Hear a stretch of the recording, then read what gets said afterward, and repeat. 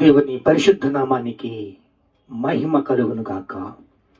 మత్తయి సువార్త 25వ అధ్యాయం 13వ వచనం. ఆ దినమైనను ఆ గడి అయినను మీకు తెలియదు గనుక మీరు మెలకువగా ఉండండి. దేవుడు హెచ్చరిక చెప్తున్నాడు. ఆ దినము ఆ గడియ మీరు ఎరగరు.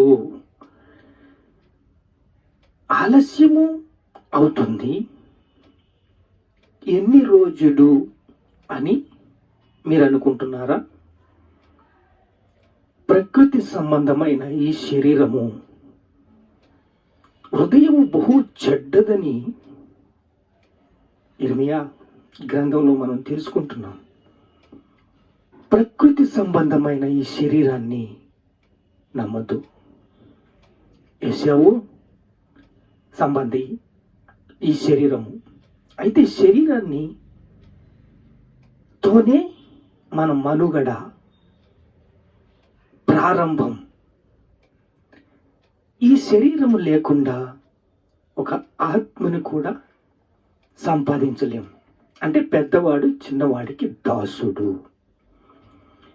బుద్ధి గలవారు 5 మంది ఉన్నారు, బుద్ధి లేని వారు 5 మంది ఉన్నారు. పరిశుద్ధమైన జీవితము కలిగి ఉన్నారు 5 మంది కన్యకులు. 5 మంది కన్యకులు అన్నీ తెలుసు,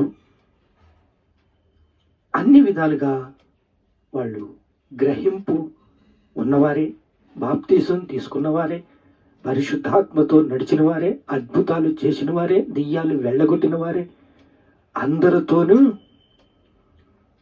అన్నీ తెలిసిన వారే. కానీ అర్ధరాత్రి వేళ ఇదిగో పెండ్లి కుమారుడు అతనిని ఎదుర్కొన రండి అను హెచ్చరిక వచ్చేసింది. అర్ధరాత్రి పెండ్లి కుమారుడు వచ్చేసాడు. కేక వినబడగానే అప్పుడు కన్యకలందరూ లేచి తమ తమ దివిటీలను చక్కపరుచుకుని బిగ్గరగా, ఆ బుద్ధి లేని కన్యకలు అరుపులు మొదలైనవి అంట. ఏంటి అరుపులు? అలవాటు ఎప్పుడు మిమ్మల్ని చాలా భయంకరమైన స్థితిలోకి నెట్టేస్తుంది.